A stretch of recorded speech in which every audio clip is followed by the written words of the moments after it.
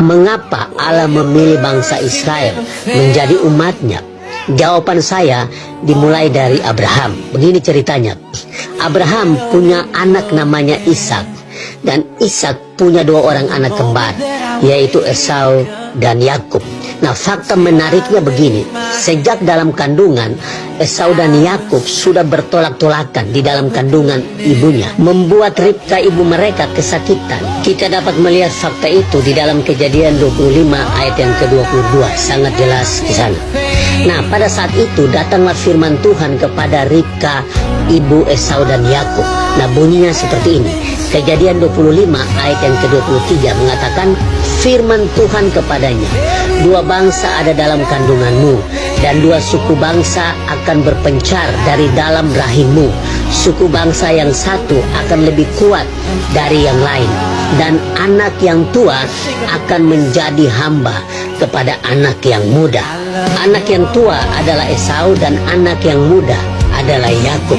Nah, Esau adalah nenek moyang bangsa Edom, dan Yakub adalah nenek moyang bangsa Israel. Satu kebenaran yang perlu kita ingat, bahwa nama Yakub diganti oleh Allah sendiri menjadi Israel. Dalam kitab Kejadian 32 ayat yang ke-27 dan 28 mengatakan, bertanyalah orang itu kepadanya, siapakah namamu? Sahutnya, Yakub. Lalu kata orang itu, namamu tidak akan disebutkan lagi Yakub, tetapi Israel, sebab engkau telah bergumul melawan Allah dan manusia, dan engkau menang.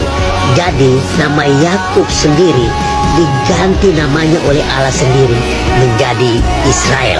Nah, jadi kesimpulan faktanya adalah, yang pertama, bangsa Israel dipilih Allah menjadi umatnya karena kedaulatan Allah. Yang namanya kedaulatan Allah, tidak ada campur tangan manusia di sana.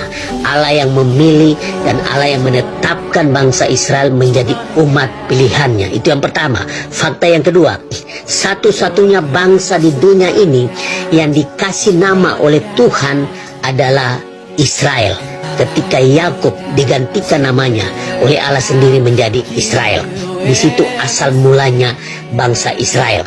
Dan fakta yang ketiga, sebelum wujud Israel sebagai bangsa itu ada seperti sekarang ini, Allah sudah memilih Israel sejak dalam kandungan. Esau dan Yakub di dalam kandungan, tetapi Allah memilih Yakub. Fakta yang keempat, yaitu sejak dalam kandungan bangsa Israel sudah ditentukan Allah menjadi bangsa yang kuat dan bangsa pemenang. Nah, kita lihat buktinya sejak bangsa Israel keluar dari Mesir pada zaman Musa dan sampai sekarang ini, bangsa Israel tidak dapat dimusnahkan oleh musuh-musuh mereka.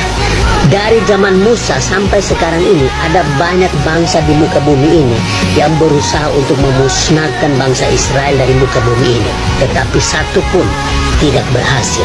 Itu karena Tuhan melindungi mereka, Tuhan menjaga mereka, dan Tuhan berperang menggantikan mereka. Bukti lainnya, dalam bidang teknologi dan ilmu pengetahuan, tidak ada yang bisa menandingi Israel dalam segala bidang. Mereka tetap unggul dan pemenang. Nah, ini fakta yang tidak bisa dibantah. Nah, bro dan sis, bagi mereka yang anti Israel, Anda sedang memakai hasil teknologi dan ilmu pengetahuan bangsa Israel. Jujurlah dengan diri Anda. Nah, itulah fakta tentang Israel yang tidak bisa dibantah dengan dalil apapun, karena fakta itu tertulis dalam Alkitab. Itulah keunggulan bangsa Israel, dan melalui bangsa Israel banyak bangsa diberkati dengan ilmu pengetahuan dan teknologi. Inilah fakta yang tidak bisa dibantah oleh siapapun. Tuhan memakai Israel untuk memberkati banyak bangsa, untuk memberkati kita semua dengan ilmu pengetahuan dan teknologi. Tuhan memberkati.